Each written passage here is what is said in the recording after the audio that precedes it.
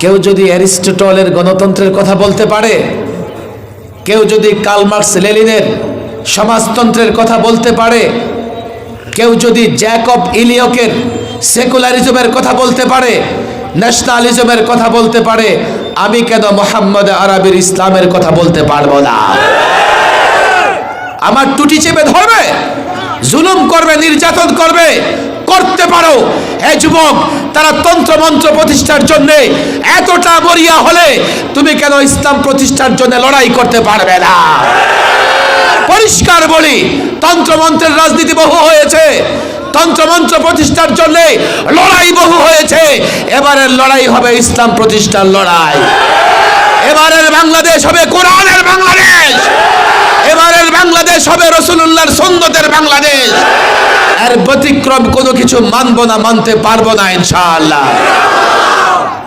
পরিষ্কার জাতিকে বলে দেন, লড়াই করতে হবে না, আপনারা শুধু নিজের জায়গায় ইসলামের পক্ষে থাকেন। বখাটে যুবক আর ইয়াবাখোর গাঞ্জাখোর সমাজে বেশি একটা নাই। এখনো এই মাটির 90% যুবক ভদ্র, তার মা বাবাও ভালো, সেও ভালো। হাফিজ হুজুর তওবার রাজনীতির ডাক দিয়েছিলেন। তওবার রাজনীতি কেন?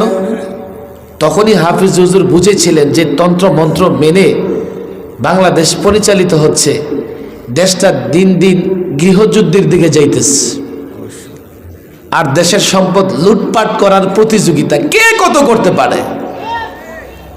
হাফিজ হুজুর তওবার ডাক দিয়েছেন, সব তন্ত্র মন্ত্র ছাড়ো, আমরা খলিফা, আল্লাহ আমাদের পাঠিয়েছেন খলিফা হিসেবে, আমরা খেলাফত প্রতিষ্ঠা করব, আল্লাহর প্রতিনিধিত্ব করব এই জমিনে। হুজুর চেয়েছিলেন বাংলাদেশে একটা রাজনৈতিক মীমাংসা হোক, দলগুলোর ভিতরে মারামারি না হোক। শুধুমাত্র বাংলাদেশ নয়, হাফিজ হুজুর বাংলাদেশের গণ্ডি পেরিয়ে ইরাক, ইরানেও সমাধানের চেষ্টা করেছিলেন। আমার কথা বুঝবার চেষ্টা করেন। আজকে 32 বছর পরে আমরা চোখে কি দেখতেছি? সংঘাতের পর সংঘাত অপেক্ষা করতেছে।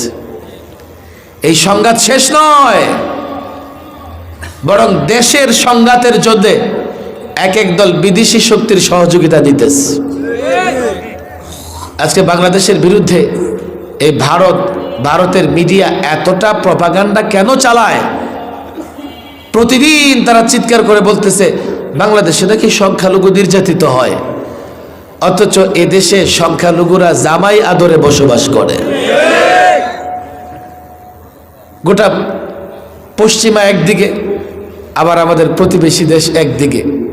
বাংলাদেশকে বানাইতে চায় রণক্ষেত্র, যুদ্ধের ক্ষেত্র। বাংলাদেশকে বানাইতে চায়, কি বলবো, একটা যুবকেরা বলে তুরুপের তাসের মতো বানাই দিতে চায়, যার যখন খুশি খেলবে। এটা আফসোস। এই জায়গা থেকে দেশকে হেফাজত করতে হলে আবার আমরা এই জাতিকে তওবার রাজনীতির আহ্বান জানাই। তওবা করেন, তন্ত্র মন্ত্র ছাড়েন, তন্ত্র মন্ত্র ছেড়ে ইসলামটাকে ধরেন। আমাকে 50 বছরের জন্য ক্ষমতায় দিতে হবে না, আপনি ক্ষমতায় থাকেন, ইসলাম মেনে, কোরআন সুন্নাহ মেনে ক্ষমতায় থাকেন, তাহলে আমরা মনে করব আমরা নিরাপদ আছি। কিন্তু আপনি যখন তন্ত্র মন্ত্র দিয়ে রাজনীতি করবেন, আমরা নিজেকে নিরাপদ ভাবতে পারবো না। কেন? এই তন্ত্র মন্ত্র দিয়ে দেশটাকে হেফাজত করা যাবে না। গত 16 বছর ক্ষমতায় থেকেছে, কিন্তু ইচ্ছা মতো দেশের সঙ্গে গাদ্দারি করেছে। ভারতের ইচ্ছা পূরণে সব দিয়েছে, দেশের জন্য কিছুই আনতে পারে নাই। বিনিময়ে তারা কিছুদিন ক্ষমতায় বেশি থেকেছে, বিনিময়ে কিছুদিন ক্ষমতায় বেশি থেকেছে, এখন দেশটাকে ঝুঁকির মধ্যে ফেলে দিয়ে গেছে। আমি মনে করি ইসলাম ছাড়া এই দেশ হেফাজত করা যাবে না। কথা তো অনেক রে ভাই। আমি যখন ইসলামের কথা বলি, একদল পণ্ডিত বুদ্ধিজীবী আছে, হুজুর এই দেশে তো আরো অন্য ধর্মের লোক আছে, আপনি ইসলামের কথা বললে ওদের কি হবে? আমি বলি ওরা এখন যা আছে তার চেয়ে ভালো থাকবে। ওদের গায়ে ধরে আমরা যদি বলি রাষ্ট্র ধর্ম ইসলাম, আমরা যদি বলি, বা জাতীয় ধর্ম ইসলাম, আমরা যখন এই কথাগুলো বলি ওদের গায়ে আগুন ধরে যায়। বলে অন্য ধর্মের কি হবে? আচ্ছা বলেন দেখি, বাংলাদেশের জাতীয় পাখি কি? বলেন কি? তো বলেন অন্য পাখিগুলোর হবেটা কি? কখনো ঝগড়াঝাটি করছেন এটা নিয়ে? আচ্ছা এমন কি হয়েছে দোয়েলের মতো ছোট্ট একটা পাখিকে জাতীয় পাখি ঘোষণা দেওয়ার পরে বকের মতো লম্বা গলাওয়ালা পাখি স্ট্রাইক করছে, হরতাল ডাকছে? জাতীয় ফল কি? জাতীয় ফল কি? রাজশাহীর আম স্ট্রাইক করছে, হ্যাঁ না? চাপাইয়ের লিচু বলছে এত সুস্বাদু। আমি সোনার গায়ে তো আছে এদিকে নাকি, চল কাল থেকে স্ট্রাইক করলাম আর উৎপাদন বাড়াবো না। জাতীয় ফুল কি? গোলাপ ফুল তো বাংলাদেশে নাই, আছে? শাপলা ফুলের খুব গ্রান আসে, তাই না? বলে কি হুজুর ইসলাম কেন লাগবে? রাষ্ট্র কি নামাজ রোজা পড়ে? তো রাষ্ট্র খুব কথা বলতে পারে, তাই না? রাষ্ট্র ভাষা লাগবে। আবার রাষ্ট্র মাঝে মধ্যে গুনগুনায় গানও গায়, রাষ্ট্রীয় সঙ্গীতও লাগে, জাতীয় সঙ্গীত লাগে, জাতীয় ধর্ম রাষ্ট্রীয় ভাষাও লাগে, রাষ্ট্রীয় ধর্ম। ইসলাম তাদের পছন্দ হয় না, অর্থাৎ তারা নামে মুসলমান, প্রকৃতপক্ষে মুনাফিক। ইসলাম এমন এক ধর্ম, পরিষ্কার বলি, অন্য কোনো ইজম দরকার নাই, দরকার নাই। ইসলাম প্রতিষ্ঠিত হলে সবাই ভালো থাকবে, শান্তিতে থাকবে। যেই আহ্বান হাফিজ হুজুর জানিয়ে গিয়েছিলেন, আমি আপনাদের সেই আহ্বানটাই জানাই। আমরা কাজ করতেছি হাফিজুর রহিমাহুল্লাহর খেলাফত প্রতিষ্ঠার সেই স্বপ্ন নিয়ে, আল্লামা মুফতি আমিন রহিমাহুল্লাহর সেই কর্মপন্থা নিয়ে। আমরা চাই এদেশে কোরআন সুন্নাহর শাসন প্রতিষ্ঠা হোক, আল্লাহর নবীর আদর্শ কায়েম হোক, প্রতিষ্ঠা হোক।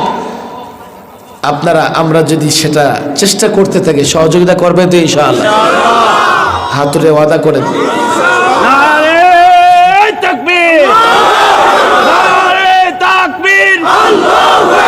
কোরআন সুন্নাহর আলো আলেম ওলামা যেখানে, আলেম ওলামা যেখানে,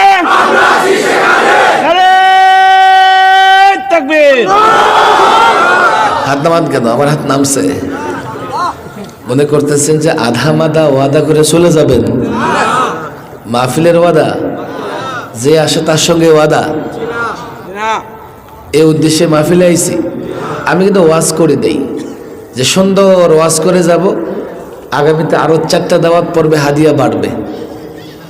লম্বা সময় কিন্তু ওয়াজ করছি আমি কিছু বাস্তব কথা বলছি। ওয়াদাটা কি বাস্তব না অবাস্তব?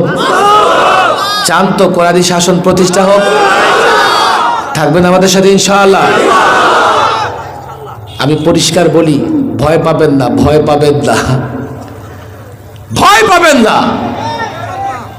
কেউ যদি অ্যারিস্টটলের গণতন্ত্রের কথা বলতে পারে, কেউ যদি কার্ল মার্কস লেনিনের সমাজতন্ত্রের কথা বলতে পারে, কেউ যদি জ্যাকব ইলিয়কের সেকুলারিজমের কথা বলতে পারে, ন্যাশনালিজমের কথা বলতে পারে, আমি কেন মোহাম্মদ আরবির ইসলামের কথা বলতে পারবো না? আমার টুটি চেপে ধরবে, জুলুম করবে, নির্যাতন করবে, করতে পারো। এই যুবক, তারা তন্ত্র মন্ত্র প্রতিষ্ঠার জন্য এতটা মরিয়া হলে তুমি কেন ইসলাম প্রতিষ্ঠার জন্য লড়াই করতে পারবে না? পরিষ্কার বলি, তন্ত্র মন্ত্রের রাজনীতি বহু হয়েছে, তন্ত্রমন্ত্র প্রতিষ্ঠার জন্য লড়াই বহু হয়েছে। এবারের লড়াই হবে ইসলাম প্রতিষ্ঠার লড়াই। এবারের বাংলাদেশ হবে কোরআনের বাংলাদেশ, এবারের বাংলাদেশ হবে রাসূলুল্লাহর সুন্নতের বাংলাদেশ। এর ব্যতিক্রম কোনো কিছু মানব না, মানতে পারবো না ইনশাআল্লাহ।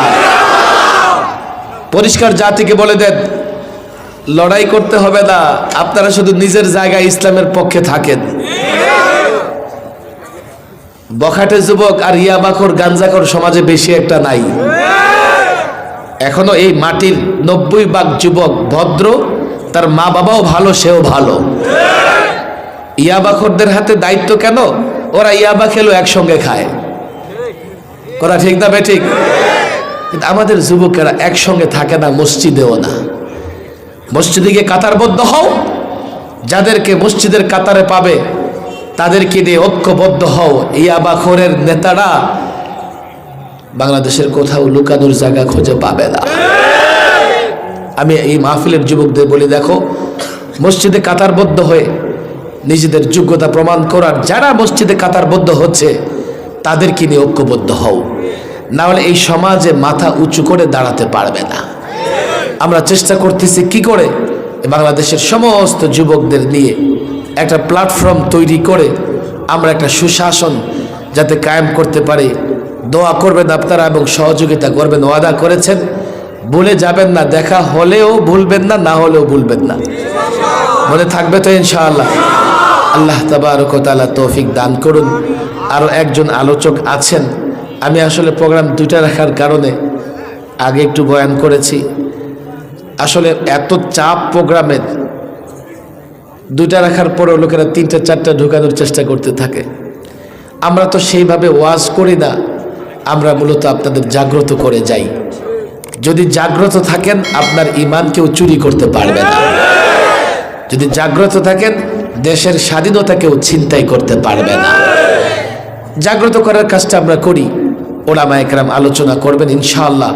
আপনাদেরকে সঙ্গে নিয়েই আমরা চেষ্টা করব, বিশেষ করে 2500-এ যদি বলেন 16 বছর কষ্টে আছেন, ছিলেন, মেহনত করেন যাতে আগামী 32 বছর ভালো থাকতে পারেন।